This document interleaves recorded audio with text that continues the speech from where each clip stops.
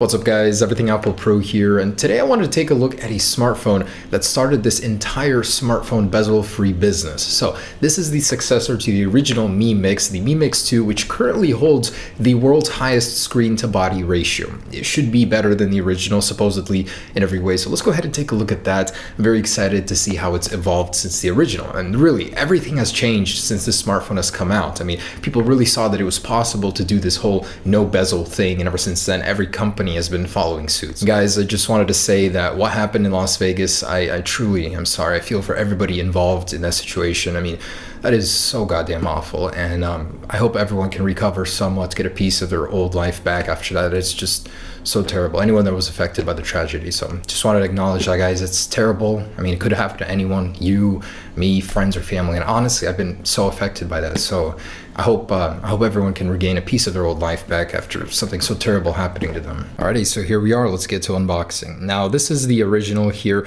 Still looks incredibly futuristic for what it is. You have these corners, the screen wraps all the way into them. It seriously looks awesome. And if this one can come close to this one and surpass it, that's even better.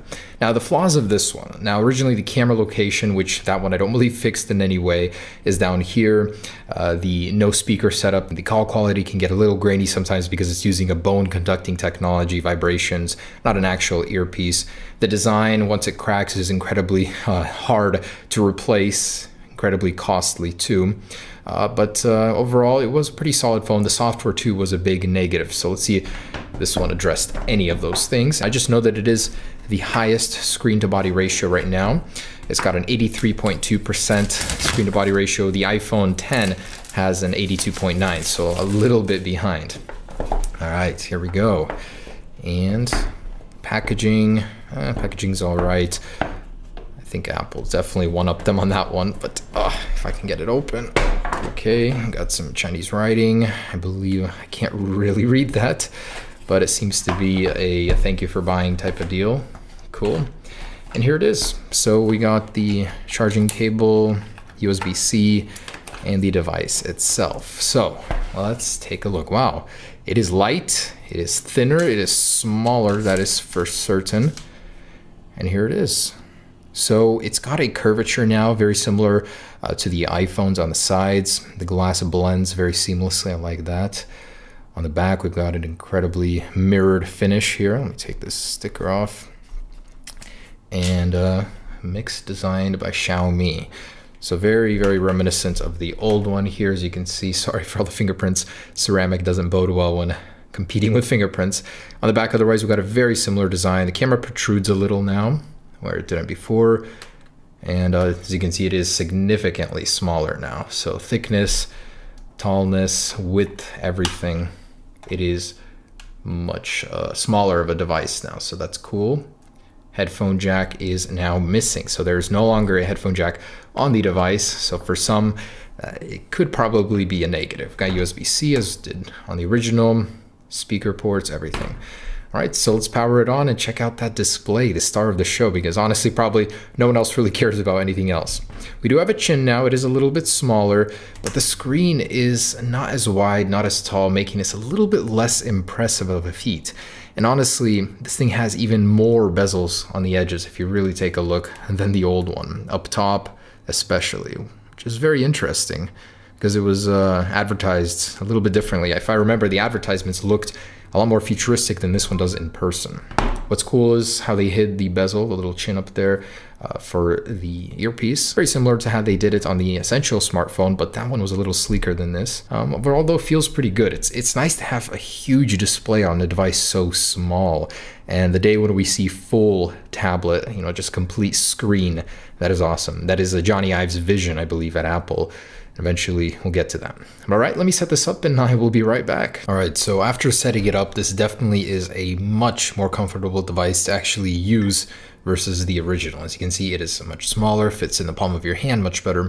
And this leads me to believe that the iPhone 10 will be an incredibly comfortable device, as it fits very similar to this one. You get so much screen, but a lot of comfort there as well. iPhone definitely doesn't look as high-tech as this one, but in some ways even better, as it doesn't have a chin on the bottom and the cameras are actually located up top in a very comfortable manner. So how is it like actually using this thing? So first off, the video looks pretty good. I did check that out a little bit. 16:9 aspect ratio means you don't really get any cropping except little tiny corners onto the edge. And overall, using it, it's very well built. The software has definitely gotten a little bit better. I hate how big and blown up it was on the original. So hard to reach for anything with that massive display as well. The cameras, let's go ahead and take a look at that. So the rear camera is here, and it tells you to rotate your phone instantly. So just like that. And then you get the selfie mode here, and same with the original. So that is a drawback. You're gonna have to pick your phone up every single time just to use the selfie mode, which would get pretty annoying for me. And I mean pick it up, I mean turn it around upside down, which is quite annoying. So other than that, pretty cool software, I guess, is a little bit better actually using it. It's just this is a Chinese version. It doesn't even come with the Play Store, as it's not really meant to be used in America. You'd have to reflash it. Settings pretty clean. Overall, pretty cool Android phone, but using it in America, again, going to be very difficult without a Play Store. And I believe the bands themselves, you'd have to check which ones would work with your network. Screen, man, false advertising, I believe. Honestly, it doesn't look near as good as it did in the commercials, in the pictures, but still pretty cool, pretty sharp. So I did manage to download Geekbench. Let's go ahead and see, compared to the original, what kind of a score we can get here just to see how powerful this thing is. Alrighty, and here we are for the Mi Mix original, and the new one gets a slightly higher multi-core score while a slightly lower single-core score appears to be the case here. What? How does that even make sense? But this was one of the first devices with the Snapdragon 821 processor. This has the new Snapdragon 835, which is the best that Android has to offer right now. So overall, what can be expected from that processor? Now, in a reference point to the new iPhone 8 Plus, over double the single core score and double the multi-core score almost. That is insane, simply crazy coming from Apple. On top of the game here with the benchmarks. So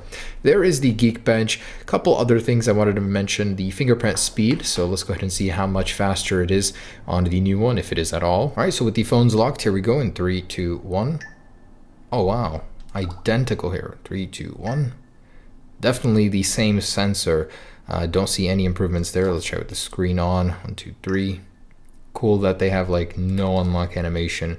Saves you a lot of time getting into the phone. So animations are the same. They're very, very similar phones. Really not enough to set them apart. But let's see the camera quality, see if it's any better. All right, so here it is. The Mi Mix 2 has a little bit of trouble focusing here so far. And I'm gonna try and do a little motion blur for you guys. See how that looks. Some light in the background. And I mean, both look all right. The Mi Mix never was a looker. These are both in 4K, by the way. So stabilization wise, not able to follow on 4K, but I'm gonna drop it to 1080p right now and give you a better look. This is just quality for now. I think you can definitely make out more detail on the new one. Pretty cool. So it's not as grainy, it's a little sharper looking. Let's try 1080p stabilization. All right, and with digital stabilization, let's take a look here. Wow, that's a world of difference. Mi Mix 2 definitely looks way better here. So with some walking, not as jittery, much more stable. I'm liking that. Man, these things look so futuristic in the camera app. I love it. All right, so there's the camera quality. All right, just want to do a quick audio test here, see which one of these is louder, sounds better. Been listening to it for a little while, and wow, the iPhone speakers really have spoiled me. The new stereo speakers are incredible, and these, even on the new one, don't really sound that great. So let's go ahead and get a reading here. So got a reading of 97.3 decibels, and just quality-wise, it doesn't sound that great. On the original, let's see what we got here.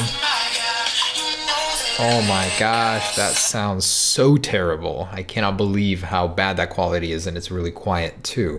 So definitely an improvement in the speakers, but that's not saying much compared to the iPhone. And something that was a little disappointing is that the display is actually quite dim on the same brightness settings, it actually appears a little dimmer than the original. So for a organic LED display, that is a little disappointing, and that worries me about the iPhone X because it also has a pretty dim one according to most smartphone standards with organic LED displays at 625 nits. So hopefully that one looks a little bit better than this, but the brightness really isn't that great. All right, guys, there it is. That is the Mi Mix 2. Definitely an improvement over the original, but we're gonna have to see how it compares to the iPhone X. As a standalone device, it's impressive. The display looks good, feels great in the palm of your hand. The software sucks, seriously, like bad.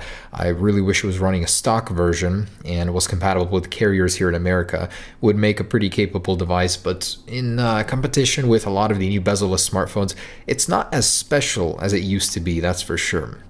Displays definitely aren't as bezel-less as the original even, which is kind of crazy to say for a second generation device. But overall, pretty cool. Just a quick look at this device, seeing what it's capable of. Certainly could be a lot more capable of more, that's for sure. Anyways, thanks for watching. That is the world's biggest screen to body ratio smartphone currently. We'll have to see what beats the record here, but it's pretty cool. All right, guys, hope you enjoyed it. Peace.